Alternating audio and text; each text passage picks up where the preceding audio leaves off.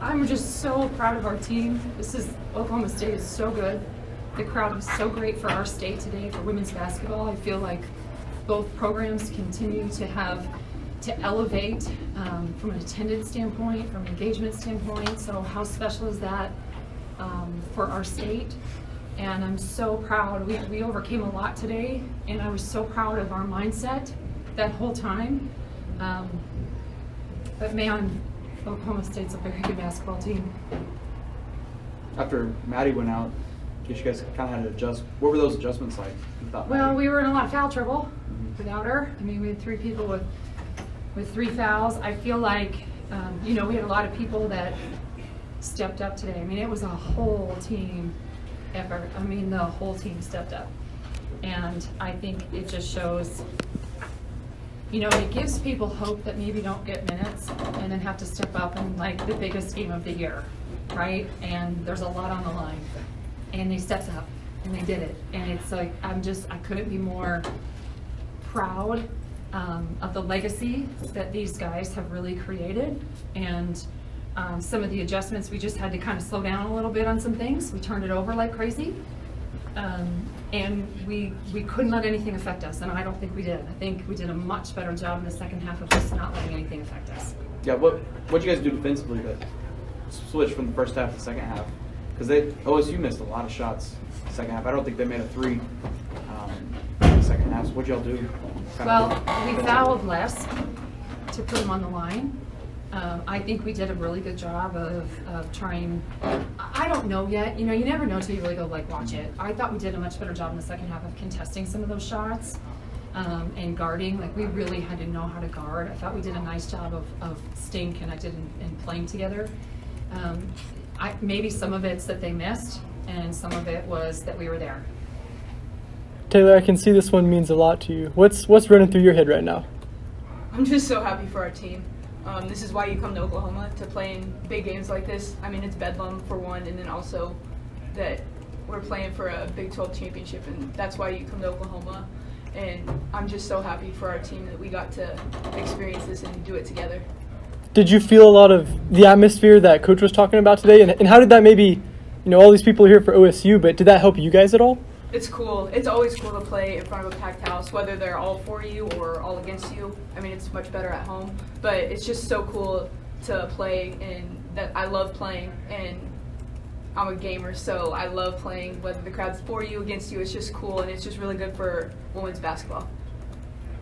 Jennie, Raina hasn't played a ton this year, but hits an enormous 3-pointer. I know. And she wasn't afraid to take a couple other ones that she needed to take.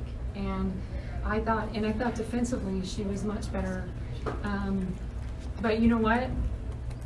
When your number's called, I think a lot of that had to do with Maddie Williams, and I think a lot of that had to do with Liz Scott. Because Liz Scott struggled today, obviously, with foul trouble. But when they were on the bench, you couldn't tell. There was no gloating, there was no anything else, and they just willed those guys to step up, and they did.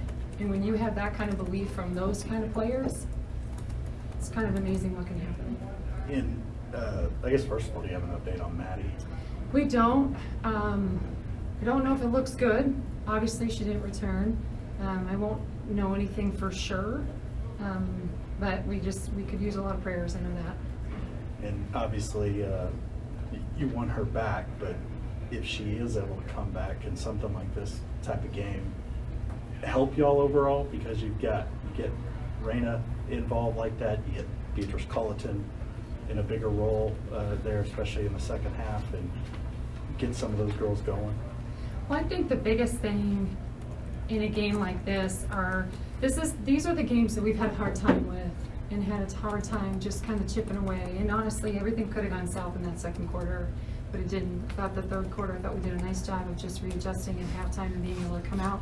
And I know the score in the third quarter, but it wasn't like we came out on fire and we had to work it. And we worked it and we worked it, and I thought we did a much better job of being able to try to stay really. We either just threw it out of bounds or we worked it. And so we will get better. Nothing's good without Maddie, but everything is always exactly how it's supposed to be. And so we will figure it out, we will adjust, and I think that's the powerful part of when you have true chemistry and a true team, in someone's absence, somebody always steps up. How big does this win kind of send y'all into Kansas City next week? We're not even thinking Kansas City right now. I gotta like get in the locker room. And I'm so proud of these guys. They won 4 games their freshman year in conference. Sorry, I said that a lot lately, but it's impressive. To what are we now, 14? 14. That's a really big deal. And that's not seen, and people don't stay. People like her don't stay. So what she's done, what Maddie's done, what Anna's done, I mean, Anna's gone through so many different things. People don't come back, and she came back. I mean, look at her today. Her steadiness, even in foul trouble, she was so good. And so, yeah, it'll propel us when we get there, and we'll figure out whatever else we need to do. But right now, we are going to celebrate the hell out of this one. And Taylor, I know obviously not anything unusual for you getting emotional there, listening to Jennie say that. But what was going through your mind just then as she ticks off all of those things? I mean, we've just gotten better every year. We've always, I mean, ever since we got here, like, the goal has always been win the Big 12 because you want to compete for championships, and we weren't really able to do that much a couple years ago. And just the progression that we just kept getting a little bit better each year, and just kept believing more and more in each other, and knew that if we stayed and we all stayed together and just put in all the work that we have, that we would have a chance to do something like this. Taylor, what was it like, you guys are celebrating down there and you're getting booed by the crowd? We couldn't tell. Sometimes people were booing, sometimes people were yelling boomer. So like it's hard to tell that. matter. And we were trying to be as classy as you can. It's really hard when you lost somebody like Maddie. It's really hard when you just realize you want a conference championship for the first time in a long time. And so I think a lot of us were overcome by emotion. There was no disrespect in any of that. And I hope people know that. And I talked to JC after, and we talked it through. I think we're good. But we're excited to get back to Lloyd Noble Center and celebrate with some fans there. And they will be yelling boomer. Head there and see. Anything else, guys?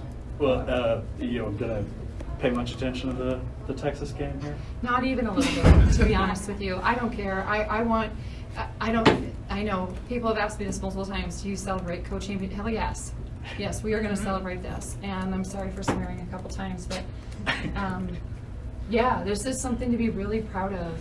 And a lot of people don't realize some of the stuff that we have overcome over this year too. And so I think from that standpoint, we're going to celebrate each other. But I think what she said was key is if we keep going and we keep believing in each other. People don't say that anymore. I mean, how many times do you hear that? And so for them to be able to build something like this, we're going to celebrate it, then we'll move on. Because, we didn't dwell too long on our loss against Texas. We weren't proud of that. And we took that one on the chin, and we ate it, and then you move on. And so we'll move on from this too. Anything else, guys? Yeah, I got one more, sorry. Yeah, no, you're good. Ask you about Rena specifically, but want to ask you about Beatrice there. 9 points, I think, in the second half. Nothing like throwing our freshman into the fire, right? Yeah. I know. Yeah, I mean, you've seen her continue to grow and grow, and she's one of our best communicators, to be honest, especially on the defensive end.